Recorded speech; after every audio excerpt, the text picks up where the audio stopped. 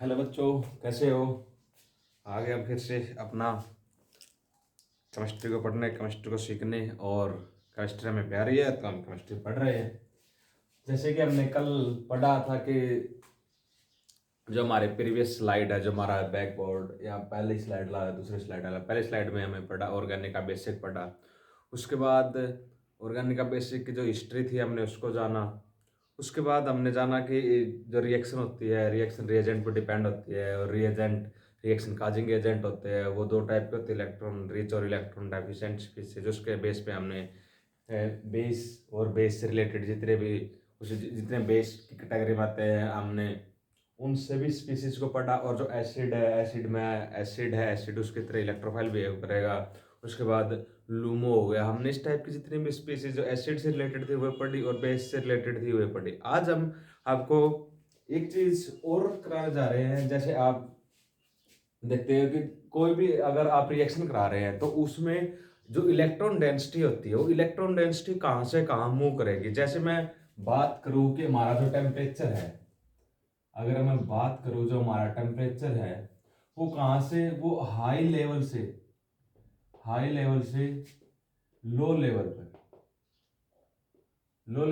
Low level पर temperature move करता है। जैसे जहाँ टेम्परेचर ज़्यादा है वहाँ से मूव करेगा लो टेम्परेचर। ठीक है।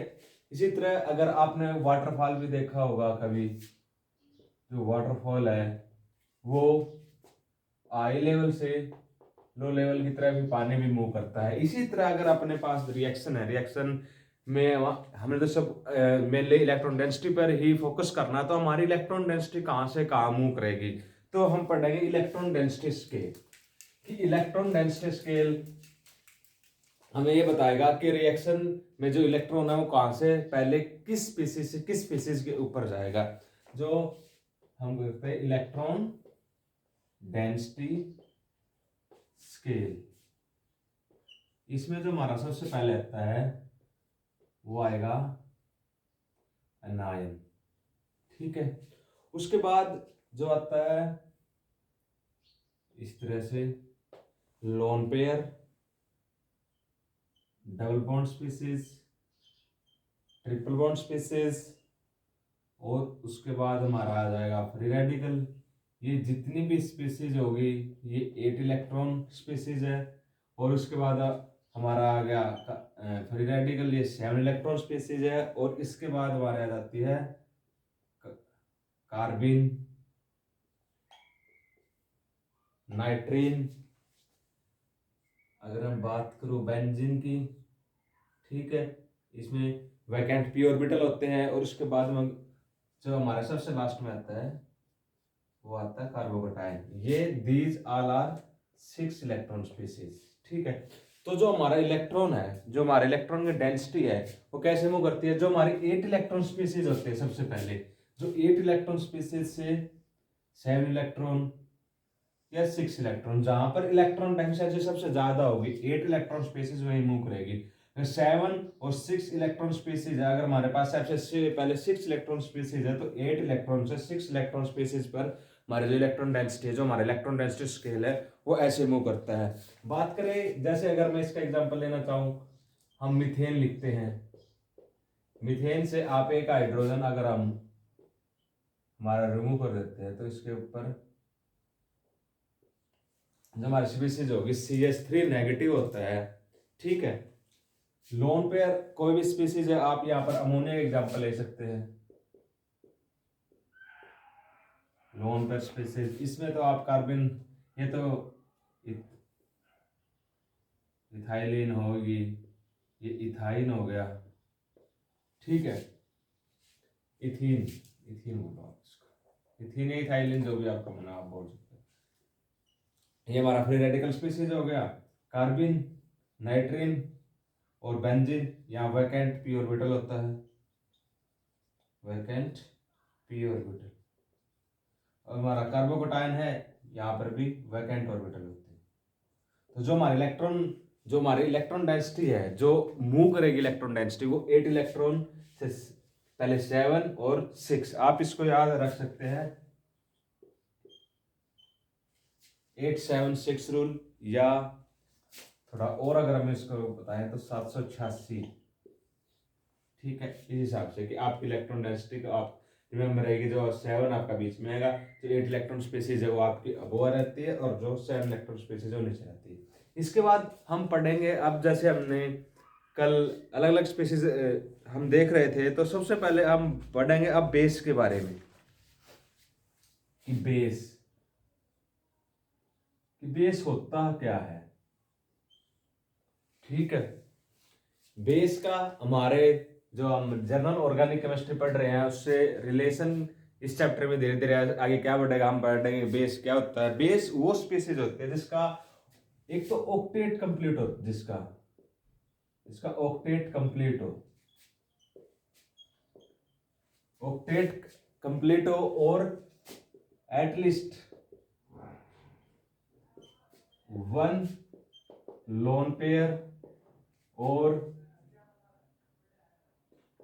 नेगेटिव चार्ज बोल लो आप उसके ऊपर, या अनायन बोल लो, ठीक है।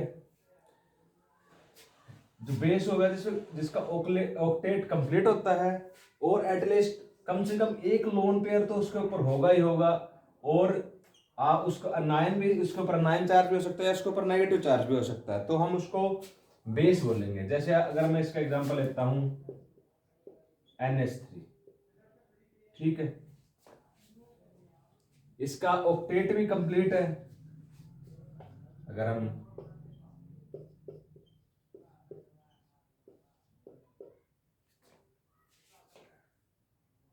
2 2 4 2 6 और 2 8 ऑक्टेट कंप्लीट होने के साथ साथ इसके ऊपर लोन पेयर भी है। तो ये बेस क्या होता है, जो स्पीसीज है, जो सब्सटेंसेस अपने डोनेट कर सकते हैं ए पेयर ऑफ इलेक्ट्रॉन,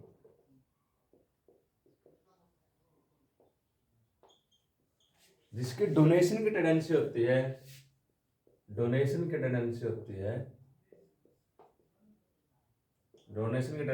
वो हमारा बेस की तरह बिहेव करते हैं, ठीक है। अब हम पढ़ेंगे कि बेस, तो हमने पढ़ लिया कि ये बेस होते हैं। अब हम पढ़ेंगे कि बेस हमारे कितने टाइप के हो सकते हैं। जो बेस है मेनली हम पढ़ते हैं वो 2 टाइप के पढ़ते हैं, मेटालिक बेस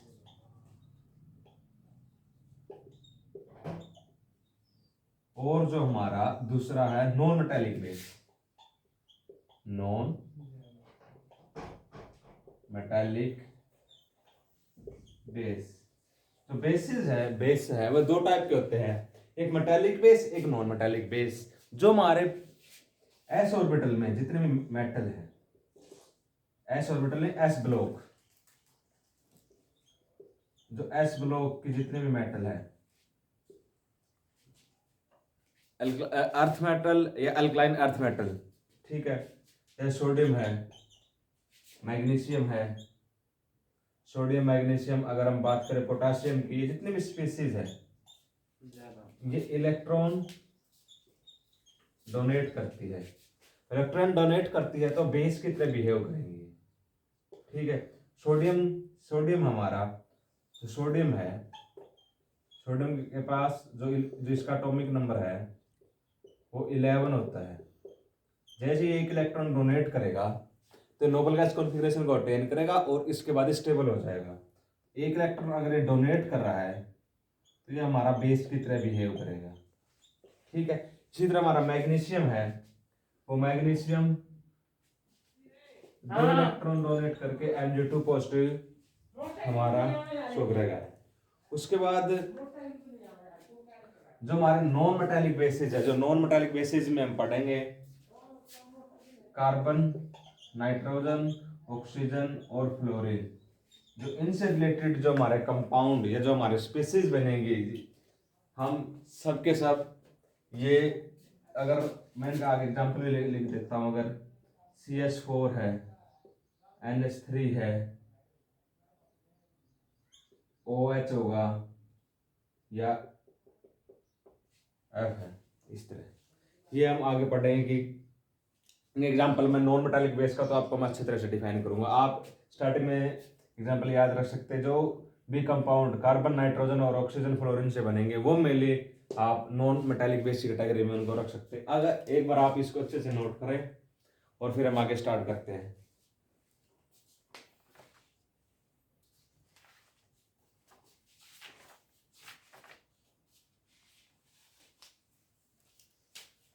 तो बैठने हैं अब हम पढ़ेंगे बेस है, तो बेस के बारे में मैं आपसे डिस्कस कर रहा हूँ।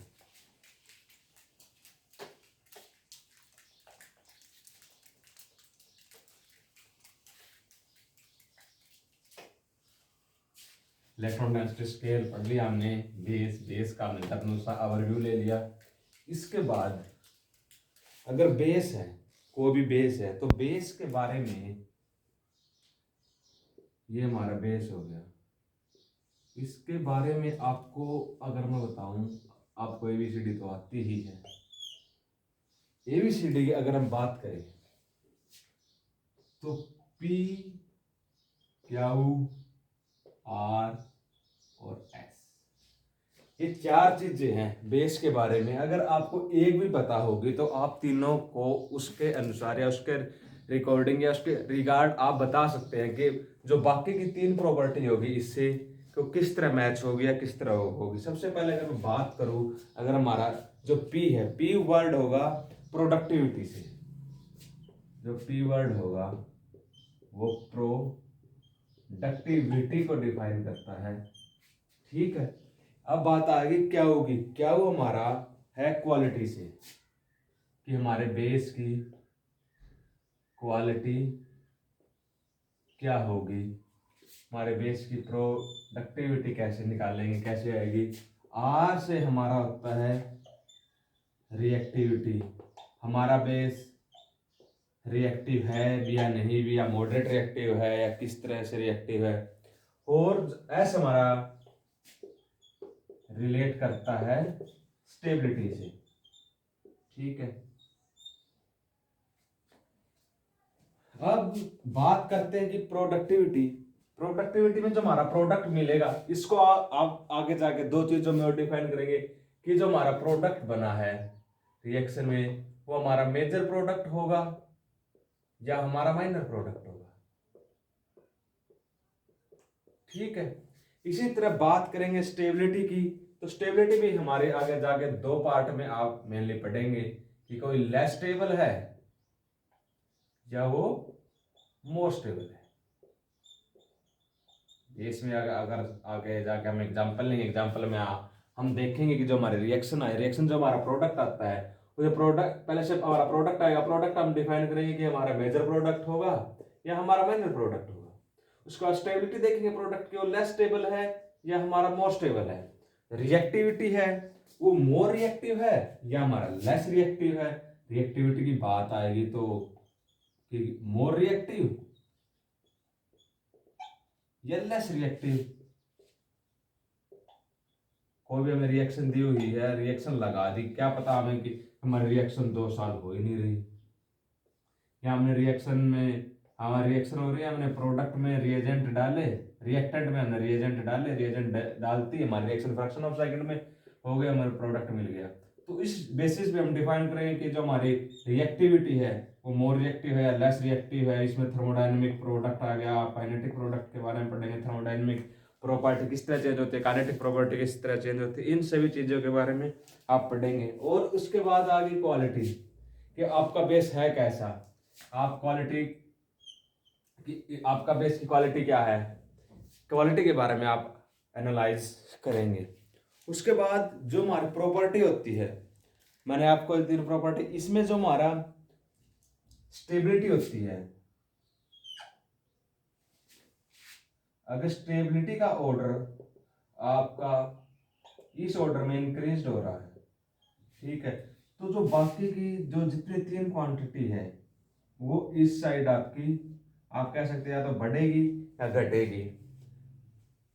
यहां पर आ जाएगा P, Q, R, productivity, quality और रिएक्टिविटी। अगर आपकी स्टेबिलिटी है, आपके बेस की स्टेबिलिटी अगर लेफ्ट टू राइट जाने पर अगर लेफ्ट टू राइट जाने पर आपकी प्रोडक्टिविटी, लेफ्ट टू राइट जाने पर आपकी अगर स्टेबिलिटी बढ़ रही है तो जो आपकी प्रोडक्टिविटी, आपकी क्वालिटी और आपकी रिएक्टिविटी, तीनों चीजें डिक्रीज होगी। तो इस साइड ये जो तीनों क्वांटिटी है ये आपकी डिक्रीज होगी और जो आपकी स्टेबिलिटी इंक्रीज होगी। लेकिन अगर बात करें जब आप राइट से लेफ्ट में आएंगे, then your stability will be अगर डिक्रीज होगी और प्रोडक्टिविटी, रिएक्टिविटी एंड क्वालिटी, ये तीनों चीजें इंक्रीज होगी। आप मान लो कि ये जो स्टेबिलिटी है, जो स्टेबिलिटी होगी वो आपकी प्रोडक्टिविटी, क्वालिटी और रिएक्टिविटी, जो तीनों चीजें हैं उनके इनवर्सली वैरी करती है। तो अगर आपने कोई भी एक चीज का आपने पता लगा लिया तो आप अच्छे से डिफाइन कर पाएंगे कि आपकी जो तीनों चीजें हैं वो इससे इनवर्सली वैरी कर रही है। मैं देख लेता हूँ कि हमारी वीडियो कैसे चल रही है, अच्छी चल रही है। अगर आपको कोई भी चीज समझ में नहीं आ रही है तो आप मेरे कमेंट बॉक्स में बता सकते हैं। मेरे को अगर मेरा टीचिंग मेथड और अच्छा करना है तो आप इसके बारे में बता सकते हैं। अब हम बात करते हैं कि जो हमने पढ़ा था कि basis, metallic basis and non metallic basis. अब हम बात करते हैं कि अपने नॉन मेटालिक बेसिस के बारे में हम आपसे बात करेंगे। बेस के बारे में मैंने आपको जर्नल से इंट्रोडक्शन दे दिया है। अब हम बेस को थोड़ा और अच्छे लेवल पे लेके जा रहे हैं। सबसे पहले जैसे हमने मेटालिक बेस की बात की थी और नॉन मेटालिक बेस की बात की थी, अगर हम बात करते हैं अब non metallic base.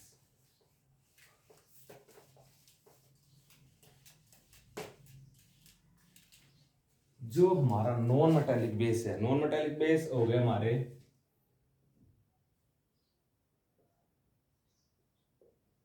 Non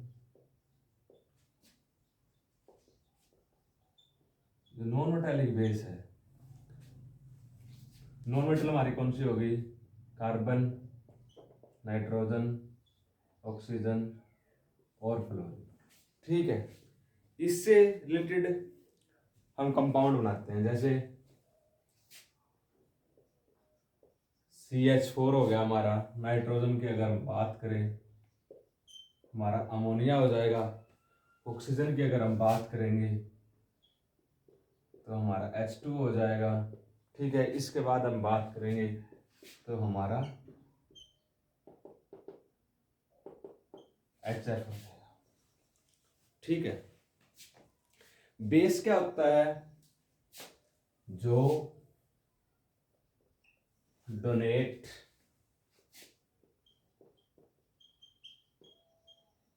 a pair of electron, pair of electron donation tendency होती है। इससे यहां से हमने इसका डिप्रोटोनेशन कर दिया, यहां से हमने इसका हाइड्रोजन को रिमूव करवा देते हैं। मार्कर, दूसरा मार्कर दिए।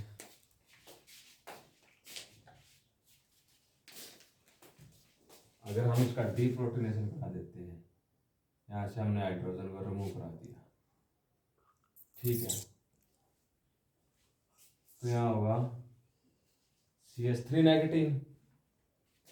इसके बाद हमारा हो जाएगा NH2 नेगेटिव। अगर वाटर में से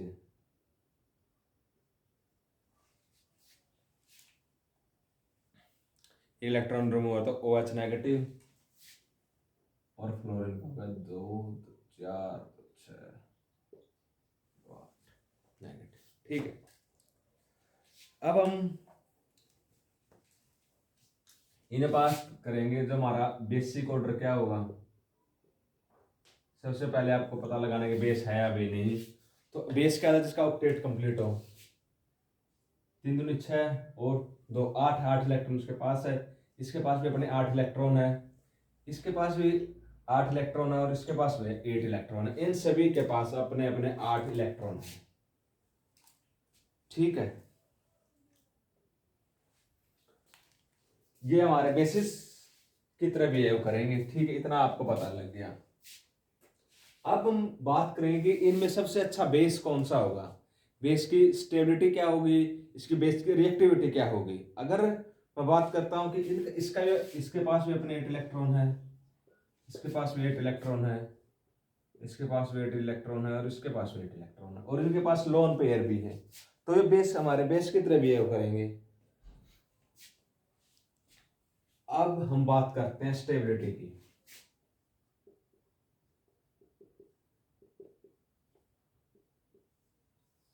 स्टेबिलिटी की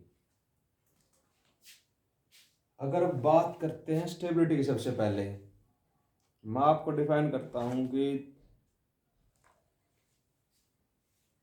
अपने पढ़ा हुआ, जैसे जितनी फोर्स ऑफ अट्रैक्शन बढ़ती है, मैं आपको और किस वजह से समझाऊं कि सबसे अच्छा बेस है। सबसे पहले हम बात करें स्टेबिलिटी की।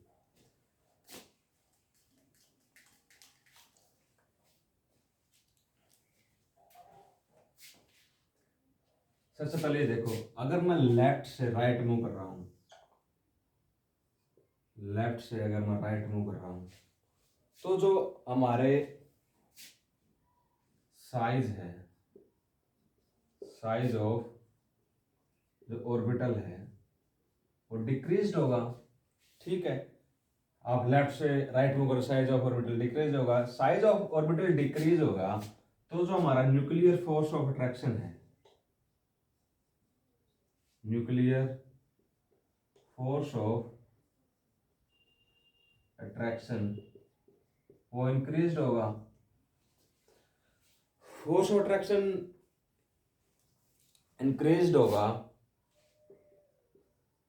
तो सिस्टम की इलेक्ट्रोनेगेटिविटी ऑफ एटम इंक्रीज हो रही है। अगर इलेक्ट्रोनेगेटिविटी ऑफ एटम इंक्रीज हो रही है तो उसकी स्टेबिलिटी इंक्रीज हो रही है। हमारे मार्कर में खत्म हो गई।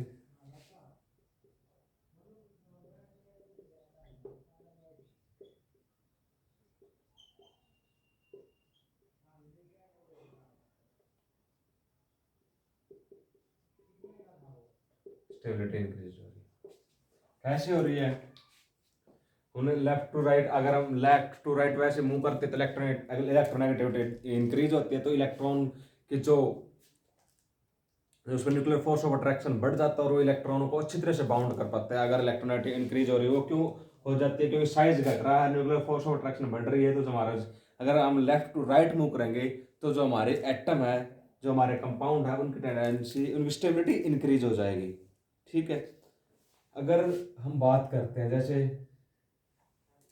हमारा कार्बन है, नाइट्रोजन है, ऑक्सीजन है और हमारा फ्लोरीन है, इसमें बेस था तो 8 इलेक्ट्रॉन इसके पास थे, 8 इलेक्ट्रॉन इसके पास भी है, 8 इलेक्ट्रॉन इसके पास भी और 8 इलेक्ट्रॉन इसके पास भी है। लेकिन अगर हम एटॉमिक नंबर की बात करें तो इसका एटॉमिक नंबर होता है 6, इसका एटॉमिक नंबर है 7, इसका एटॉमिक नंबर है 8, इसका एटॉमिक नंबर है 9। ठीक है, ये हमारे हो गए एटॉमिक नंबर। ठीक है, इसके बाद ये है, इसमें इलेक्ट्रॉन फील्ड है, इसकी जो हमारे एलिमेंट उनमें इलेक्ट्रॉन फील्ड है। अगर बात करें तो जो हमारा कार्बन एटॉमिक नंबर 6 है, तो जो इसे प्रोटॉन होंगे, इसमें प्रोटॉन 6 होंगे। इसमें प्रोटॉन हमारे जो नाइट्रोजन है उसमें 7 है, इसमें हमारे जो प्रोटॉन होंगे 8 होंगे। अगर एटॉमिक नंबर जितने इलेक्ट्रॉन उतने प्रोटॉन, इसमें हमारे जो प्रोटॉन है वो 9 होते हैं। अब हम बात करते हैं, जैसे जैसे हम लेफ्ट टू राइट मूव करेंगे तो हमारे रेडियस डिक्रीज होती है। डिक्रीज कैसे होगी? वो हमारे इलेक्ट्रॉन और प्रोटॉन पर ही बेसिस है। अगर लेफ्ट टू राइट जाने पर यहाँ पर जो 6 इलेक्ट्रॉन है ना, 6 प्रोटॉन है, 8 इलेक्ट्रॉन है। जो 6 प्रोटॉन है वो 8 इलेक्ट्रॉन को अच्छी तरह से बाइंड नहीं कर पाएंगे। जो अगर हम रेशियो की बात करेंगे तो यहाँ पर जो प्रोटॉन इलेक्ट्रॉन बाई प्रोटॉन या प्रोटॉन बाई इलेक्ट्रॉन की आप रेशियो लेते हो तो कम आएगी। अगर यहाँ पर जो 6 इलेक्ट्रॉन है, जो 6 प्रोटॉन है वो 8 इलेक्ट्रॉन को बाउंड करके रखे हुए हैं, और जो हमारा 7 प्रोटॉन है वो 8 इलेक्ट्रॉन को बाउंड करके रखे हुए हैं। लेकिन जैसे जैसे हम लेफ्ट टू राइट मूव कर रहे हैं तो जो हमारे प्रोटॉन है उनकी जो नंबरिंग है वो धीरे धीरे लेफ्ट टू राइट जाने से बढ़ रही है। जैसे पहले 6 प्रोटॉन थे, फिर 7 प्रोटॉन, 8 प्रोटॉन और 9 प्रोटॉन। ये जो प्रोटॉन है वो 8 इलेक्ट्रॉन को बाउंड कर रहे हैं। तो अब आप मेरे को बताओ, जैसे जैसे यहाँ पर 6 प्रोटॉन 8 इलेक्ट्रॉन को बाउंड कर रहे हैं, लेकिन यहाँ पर जो हमारे 9 प्रोटॉन हो गए वो 8 इलेक्ट्रॉन को बाउंड करके रखे हुए हैं, उनको बांधे रखे हुए हैं। तो इनमें से जो स्टेबिलिटी होगी किसी जो इलेक्ट्रॉन को बाउंड करने की, वो फ्लोरीन की सबसे ज्यादा होगी। ठीक है, और इसी वजह से जो हमारी रेडियस है वो भी डिक्रीज हो रही है। अगर बात करूं मैं इसको, अगर R1 कहता हूं, इसको R2, इस R3 और R4, तो जो हमारी रेडियस है R1, R3 और R4 ज्यादा है। अब हम इसको रिलेट करते हैं जो हमारा फोर्स होता है, force Q1 Q2 by R, Q1 Q2 by R square. ठीक है, अब हम जैसे हमारा ये चार्ज के डायरेक्टली प्रोपोर्शनल होता है, जो हमारा फोर्स है ये चार्ज के तो हमारे डायरेक्टली प्रोपोर्शनल हो गया, और रेडियस के इनवर्सली प्रोपोर्शनल हो जाता है। ठीक है, अब हमारे जो ये रेडियस बड़ी है और लेफ्ट राइट जहाँ रेडियस घट रही है तो फोर्स ऑफ अट्रैक्शन बढ़ रही है। अगर हमारी फोर्स ऑफ अट्रैक्शन बढ़ रही है, ठीक है, तो हमारा साइज ऑफ ऑर्बिटल हमारा डिक्रीज होता है और इलेक्ट्रोनेगेटिविटी ऑफ एटम इंक्रीज होती है, और इससे हमारी स्टेबिलिटी ऑफ एटम इंक्रीज होती है। तो आप रिलेट कर पा रहे होंगे, या मैं आपको जो समझाने की कोशिश कर रहा हूँ आप उसको कैच कर पा रहे हैं या नहीं, कि लेफ्ट टू राइट जाने पर हमारी रेडियस डिक्रीज होगी। रेडियस डिक्रीज हो रही है तो साइज ऑफ ऑर्बिटल डिक्रीज होता है, साइज ऑफ ऑर्बिटल डिक्रीज होता है तो फोर्स ऑफ अट्रैक्शन बढ़ गई। इससे हमारी जो इलेक्ट्रोनेगेटिविटी ऑफ एटम वो भी बढ़ जाती है, और जो हमारे एटम है वो स्टेबिलिटी को गेन करते हैं। स्टेबिलिटी को गेन कैसे करते हैं? क्योंकि जो नंबर ऑफ प्रोटॉन हमारे इंक्रीज हो रहे हैं, और जो हमारे इलेक्ट्रॉन है उनको जो हमारा न्यूक्लियर फोर्स है वो उनको अच्छी तरह से बाइंड कर पाता है, और वो स्टेबल हो जाते हैं। Thank you so much.